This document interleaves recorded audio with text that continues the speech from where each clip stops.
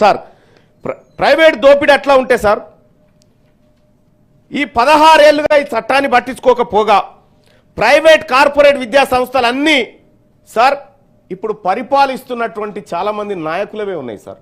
ఈ సభలో ఉన్నటువంటి చాలా మంది కూడా ప్రైవేట్ విద్యా సంస్థలు ఉన్నాయి సార్, ప్రైవేట్ కాలేజీలు ఉన్నాయి సార్.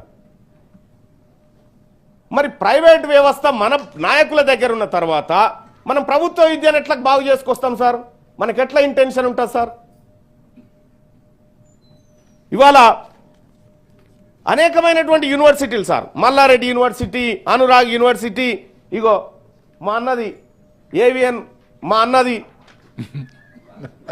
ఇగో మీ అన్నది యూనివర్సిటీ ఉందా, ఇగో డిపిఎస్, ఇగో డిపిఎస్, ఆ తర్వాత మా రవీందర్ రావు అన్నది గౌతమ్ జూనియర్ కాలేజ్. ఇవన్నీ మనమే మన నాయకులే ఇటువంటి ఉన్న తర్వాత సార్ గవర్నమెంట్ విద్యను బాగు చేస్తామని మనం చెప్తే జనం నోరుతో నవ్వుతారు సార్.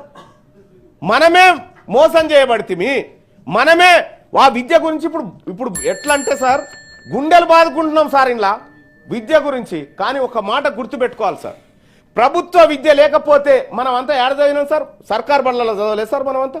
మరి సర్కార్ బళ్ళల్లో చదివి ఈ స్థాయి వరకు మనకు వచ్చినాం సార్, మనకి ఏ ఆటంకం రాలే. కానీ మన పిల్లలు మాత్రం ప్రైవేట్లో చదివితే మాత్రం బాగుపడతారు, లేకపోతే చెడిపోతారు అనేటువంటి పరిస్థితి ఎందుకు క్రియేట్ అయింది సార్?